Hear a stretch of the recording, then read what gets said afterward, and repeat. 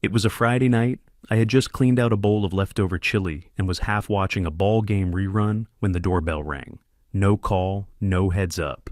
I figured maybe Amazon dropped something weird again, but when I opened the door, it was my folks, and not just them. Quick note, before listening, share which city or country you're watching from. My name's Russell Kane. I'm 57, divorced, living quiet in a paid-off place down on Manasota Key, Florida. And that night, I got steamrolled in my own home. Before I could say a word, my parents walked right in like they still had keys. Behind them, my little brother Gavin and his wife Lila dragged in 3 big roller bags, banging over the threshold like they owned the place. No questions, no hope it's okay. Just bags dropped in my foyer like a hotel lobby. Gavin didn't wait. He headed straight for the dining room, pulled out the chair at the head of my table, our old man's old seat, and made himself comfortable. He uncorked the bottle of Cabernet I'd been saving for nearly a year, and filled up a glass like it was a Tuesday. Swirled it, sniffed it, didn't ask. "Shoreline comps are up again," he said, pulling out his phone. "You've got real value in this lot. I've been flying the drone. Got a nice sweep from the North Dock. West side's the angle." Lila stepped in with that pageant smile she always wears when she's selling something. "We're taking the master on the west side," she said, tugging her suitcase down the hall. "Sunrise helps Gavin's routine." My parents both nodded like she just announced church plans, normal as toast, then it landed. "Breakfast at 5 a.m., Russ?" Lila said over her shoulder. "Gavin likes things set his way. You're the homeowner. That's your job." My mother patted my arm.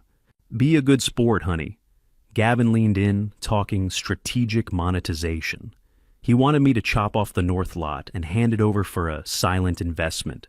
Said he had cash from Jersey that wouldn't show up on paper. Called it a win-win. Lila mentioned hosting investor mixers here. My dad finally chimed in. "You don't have kids, Russ. Share the blessings while we're alive." Nobody asked how I felt about any of it. I cleared plates that nobody finished and muttered, "I'll think about it," which we all knew meant hell no. In the kitchen, I stared at the clock. 5 a.m., huh? I pulled out my phone and ordered a box of that gut-blasting morning cleanse tea. Extra strength, same-day drop. They fanned out across the house like they'd booked a week. Lila laughed about staging photos. Mom asked if the dock lift still worked. I slipped out to the beach and let the surf drown them out. 12 years ago, I bought this place cash so nobody could ever take it from me again. The alarm hit at 4, but I was already up, sitting at the kitchen island with the lights off, listening to the waves roll in under the hum of the fridge. I fired up the grinder low so it wouldn't wake the circus upstairs. Coffee brewing, I laid out a full spread like a short-order cook. Sourdough toast, jam, fruit sliced neat, 2 soft-boiled eggs per plate, 6 minutes, no more, no less, and a pitcher of fresh orange juice I squeezed myself. But the real main event, the tea. That little box I ordered, the Deep Cleanse, came with a warning. Use 1 bag per day. Do not exceed dosage. I dropped in 6. Let it steep until the water went nearly black. Smelled like a pharmacy. Poured it into the biggest pot I had. Set out mugs like a brunch buffet. At 5 on the dot, Gavin came down with wet hair and that smug little half-smile he's worn since high school. Lila followed right behind in pink satin pajamas, moving like she owned the air in the room. "Finally someone knows hospitality," she said, filling a giant mug without asking. Took a long sip like she was on vacation. My folks came shuffling in behind them, grumbling about the AC being too damn cold, but they each grabbed a mug. Gavin went back for seconds. "This is clean energy," he said. "You should market this, Russ." I just smiled and flipped another piece of toast. About 40 minutes later, Gavin let out this low groan, hand to his stomach, eyes squinting like he couldn't focus. Then he stood fast and bolted for the downstairs powder room. Door slammed so hard the hinges rattled. Lila started laughing, but didn't finish. She clamped her hand over her mouth, eyes wide, and sprinted up the stairs. I heard 2 more doors bang, one down the hall, one at the far end. Then Mom whispered, "Arthur, I don't feel right." Dad sank back into the chair, face pale and clammy. His hands gripped the edge of the table like the floor might fall out. And then it started. The full soundtrack. Toilets flushing, doors creaking, footsteps wobbling, someone gagging upstairs. Lila screamed down the hall, "What did you put in that tea?" I grabbed the landline, steady. "Yeah, I've got 2 elderly guests with what looks like severe GI distress, possible food reaction. 781 Gulf View, Minnesota Key." Dispatch took it seriously. Paramedics rolled up 10 minutes later. Efficient, calm, did their thing, fluids, vitals, basic checks, no sirens. One of them raised an eyebrow at the smell in the hall, but didn't say a word. Ambulance took off with my parents. Gavin and Lila peeled out in their SUV, headed for the ER. No thanks, no what the hell, just doors slamming and tires crunching gravel. First time since they walked in, I could hear the AC hum. I just stood in the middle of my kitchen and let the silence settle. Then I walked to the master they claimed like squatters, pushed open the door. Their stuff was everywhere. Chargers and outlets, shoes kicked off. Gavin's duffel half-zipped on the bench at the foot of the bed. I leaned down, opened it. Under a pile of golf shirts was a manila folder. My name typed clean across the top. R. Kane, Minnesota. My gut locked up. Inside were drone shots, full aerials of my property from the water, the road, even shots through my windows. Night vision, time-stamped. Been going on for over a year. There was a power of attorney form, notarized. My parents' signatures, 10 weeks old, authorizing Gavin's so-called partner, Carter Vale, to act on my behalf and sell my house. An LLC packet, Harbor Cliffs Holdings. Carter listed as sole manager, then a spreadsheet. Title, closed transactions, 5 years, 26 rows, each one an elderly homeowner, columns for name, age, value of home, heirs, final status. I was row 27. Status, next. My hands were shaking, but I got photos of everything, every page, uploaded straight to my locked drive. Then I took the originals, carried them into my office, opened the shelf panel behind my desk, and locked them into the wall safe. I sat there holding it, feeling the weight of it in my hands. Something slid out of the folder as I put it back in the safe. Small, stiff, cream-colored, a business card, Tara Henson, Mobile, Alabama. There was a cell number scrawled across the back in blue ink, handwriting I didn't recognize. Lila had once called her Gavin's unhinged ex who spread lies online. Back then, I tuned it out. Sounded like drama. But now, I dialed. Tara answered on the second ring. "This is Tara." I cleared my throat. "Yeah, I'm Russell Kane. I just found a folder titled R. Kane, Minnesota. Your card was inside." Silence. Then she let out this dry, humorless laugh. "Of course it was. He used the partner Carter on you too, huh?" I didn't even have to explain. "Let me guess," she went on. "Refinance pitch, promised privacy, easy closing, all above board. Then he drained the equity and disappeared the day the check cleared. I told her I had drone shots, a POA, a sale-ready spreadsheet with victim names and status rows. She didn't even sound surprised. "He stole my house," she said.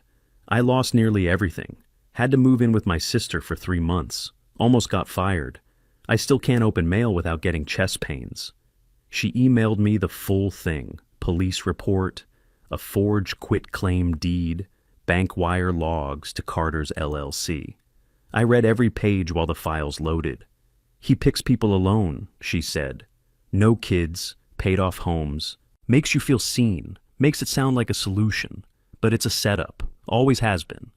Then she paused and said, "You want to talk to someone else he did this to?" "Yeah," I said. "Bernice Doolin. She's in Daphne, Alabama, 83, sweet as pie. He moved her out of her place with assisted living money that never existed." Tara texted me Bernice's number. I called right away. A shaky voice picked up. "Hello?" "Hi, is this Bernice? My name's Russell Kane. I think we've both been targeted by the same people." She didn't ask for proof. She just sighed. "He smiled and took my history," she said softly. She texted me photos, a purchase agreement for her home at a quarter of market value, text from Carter promising a premium suite at a place that didn't exist. Now I live in a state-run building, she said. 1 room, hot plate. I've got a suitcase and my photo album. That's it.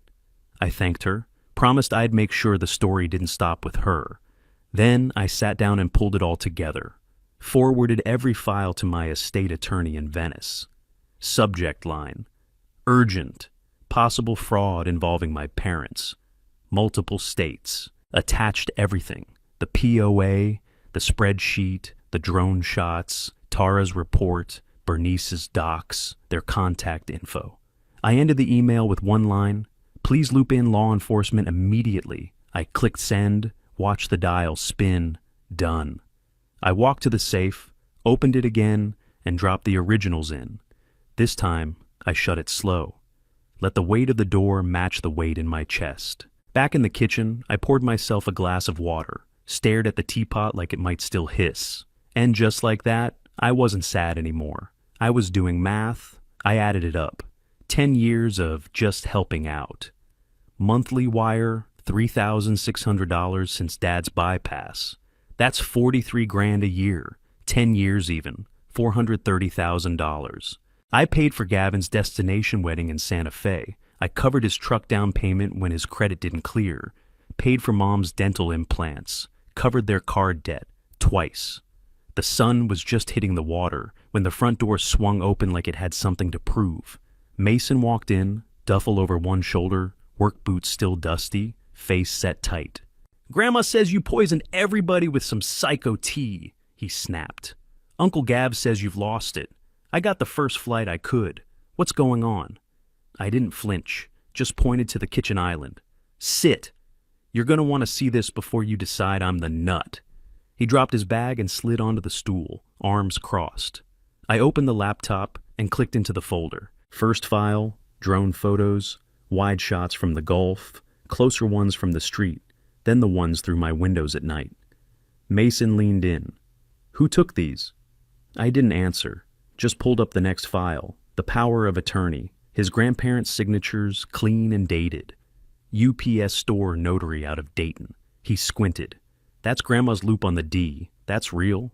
Then he got quiet. I queued up the texts. Carter to Mom. "Just sign the flagged pages. Russell will never know until close. Gavin and I have buyers lined up." Her reply: "He won't miss it. He's got too much house anyway." Mason didn't blink, didn't breathe. I played the audio next, from Mom's cloud, her voice soft and excited. After closing, we split it even. Russ lives alone. We raised him to share. Mason's face twisted, jaw clenched. I dropped 2 PDFs beside the screen. Tara's police report, Bernice's agreement. "These were rows 23 and 24, I said. "I'm 27. He looked like he wanted to break something. "That's elder fraud, Dad," he said. "That's prison." I nodded. "Already sent everything to my attorney. My name was next in line." He stood and paced to the slider, stared out at the Gulf like he was seeing it for the first time. "I came to chew you out," he said. "Now I'm embarrassed." He walked back and put a hand on my shoulder, solid. "We're calling the sheriff." I already had Sarasota County's non-emergency line pulled up. Mason tapped the speaker. The detective on the other end was fast and direct. "You have the documents in hand? Don't touch that bag again. We're sending units now. I'm applying for an emergency warrant."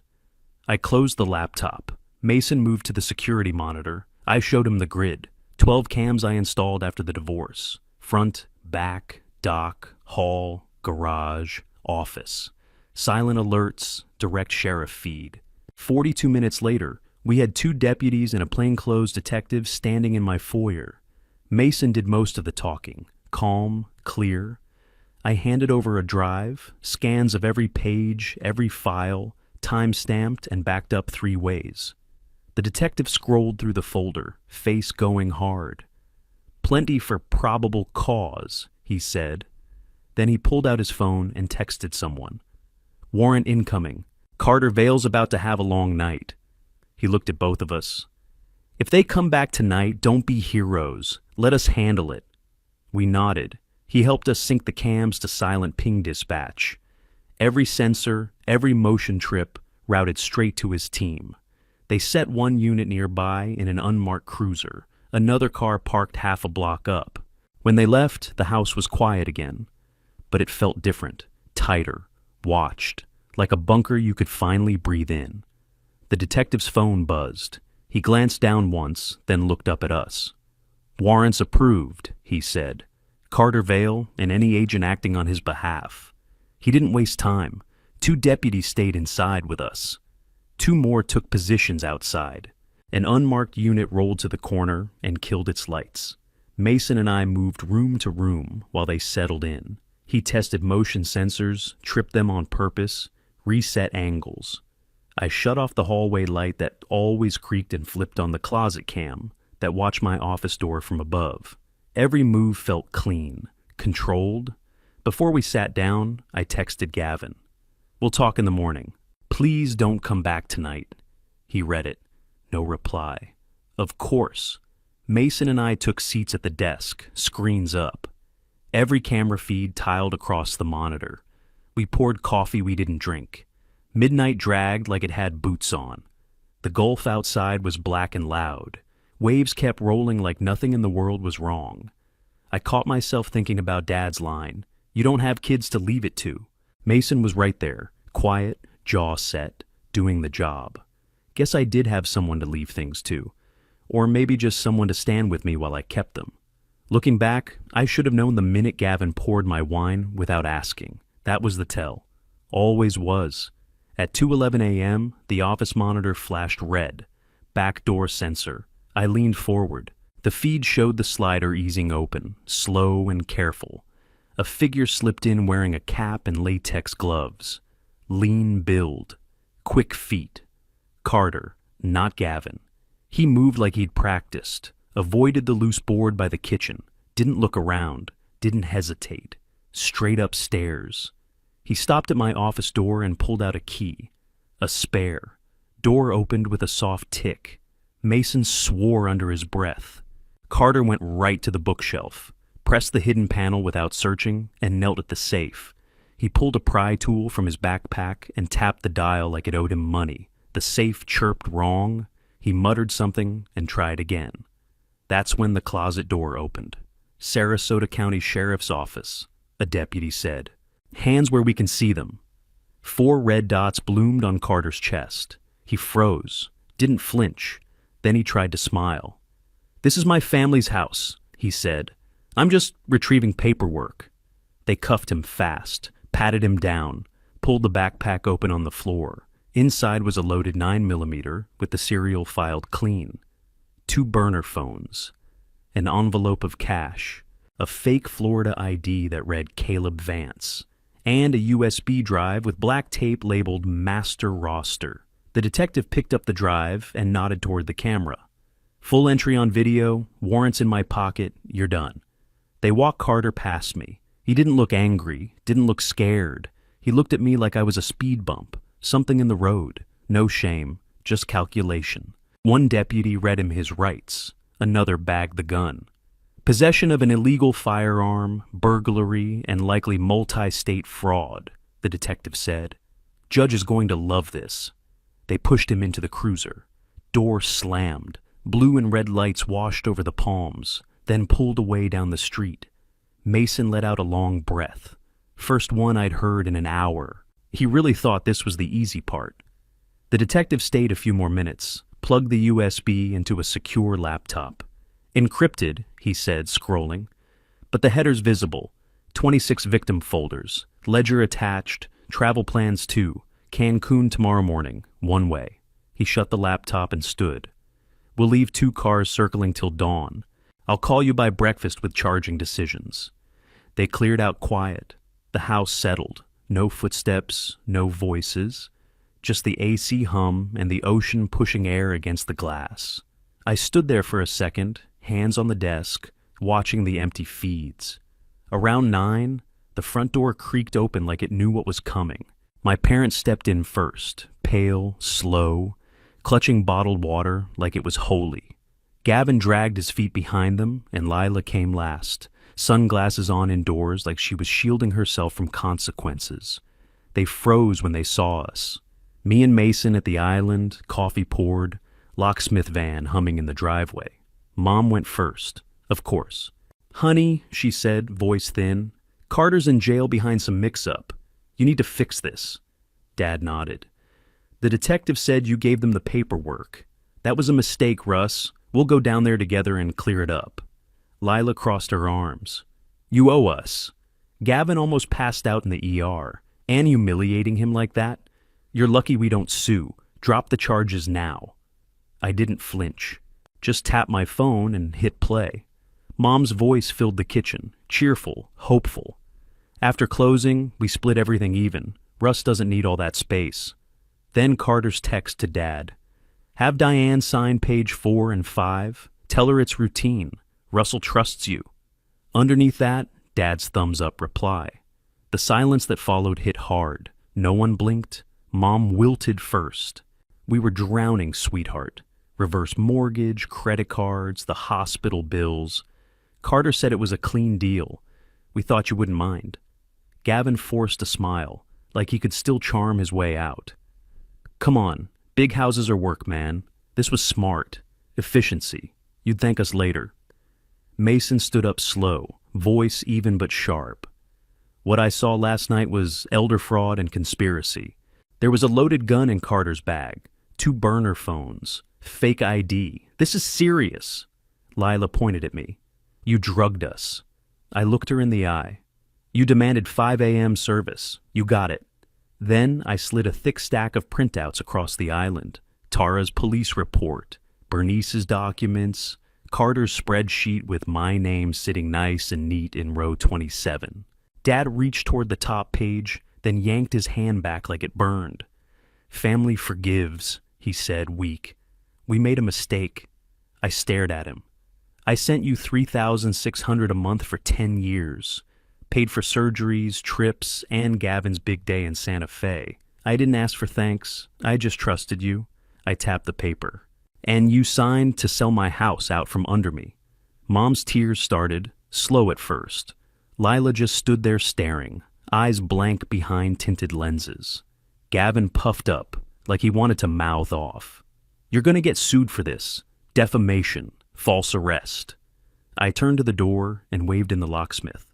"Start now," I said. "Every lock, every gate, every code. Done by noon." The clicks and grinding started immediately, tight, clean sounds, metal biting into wood, screws turning. Mom stepped toward me, hands shaking. "Please, we have nowhere else to go." "You had somewhere," I said. "You sold it." Lila hissed. "You'll regret this." Mason stepped in front of her without a word, just stood there. She backed up. I walked to the foyer and rolled out 2 small bags I'd packed myself. "Your bags are right here. Uber's out front. I booked seats to Dayton. After that, you're on your own." Mom reached for a hug. I stepped back. Gavin squared up like he was going to push through me. Mason didn't even blink. He just looked at him. Didn't have to say a word. Gavin folded. They took the bags. No thank you, no apology. The door shut behind them. I turned the new key in the lock. The house exhaled. Midday, the detective called. "Carter's been arraigned," he said. "Judge denied bail. Charges include burglary, possession of an obliterated serial firearm, wire fraud, and elder exploitation across state lines." His voice didn't carry excitement, just certainty, like a lid finally sealed. "The USB backs up everything," he added.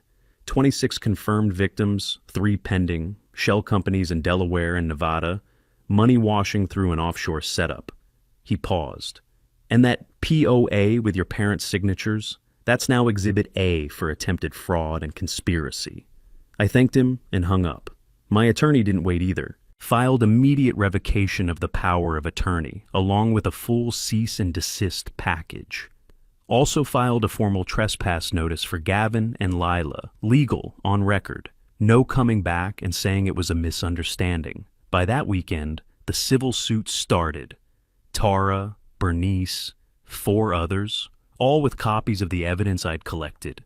Statements lined up and notarized. Carter's name led every filing. His LLC, Harbor Cliffs Holdings, was listed as defendant on all of them.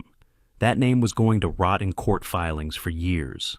I shut off the monthly transfers to my parents, $3,600, cold. Didn't send a message. Didn't say a word. Just stopped. No more floating dad's credit cards. No more bridge deposits for just a month or two. They noticed. That much I knew. But I didn't pick up the calls. Gavin tried twice from unknown numbers, left one voicemail. "Whatever you think happened," he said, voice syrupy. "Family values don't disappear overnight. Call me back. We can fix this." I saved it and backed it up. Just in case.